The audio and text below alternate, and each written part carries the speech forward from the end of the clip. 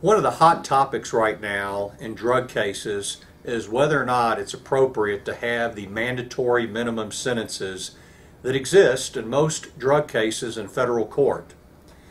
Many years back, Congress, in their infinite wisdom, thought that if they imposed really draconian mandatory minimum sentences for first offenders, that would somehow stem the tide of drug dealing.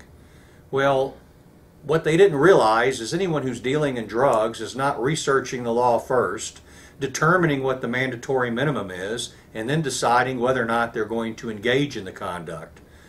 Rather, what happens is somebody who's never been in trouble in their life may actually be a good kid, a good student, a good parent, whatever, and for whatever reasons finds themselves involved in a drug deal. Perhaps they had some severe financial restraints that caused them to do something they wouldn't have otherwise have done. But in any event, they find themselves facing a mandatory minimum 10 years in prison. And there are really only two ways out from under that mandatory minimum. The primary way is through cooperation. That means providing the government with substantial assistance in the investigation or prosecution of another.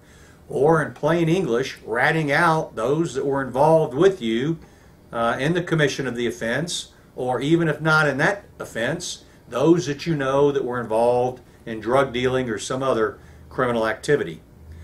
The other method is through something called the safety valve, and it has 5 different criteria, and it has very limited application. But basically, for somebody that has almost no criminal record and who truthfully debriefs with the government, no guns or violence were involved, wasn't an organizer or leader, can also escape the mandatory minimum through this safety valve.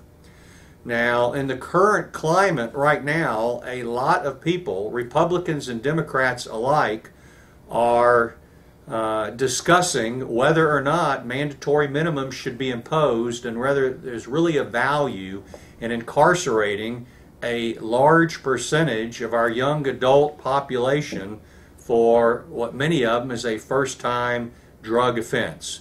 Hopefully, Congress will see the sense in repealing this legislation and having the punishment fit the crime.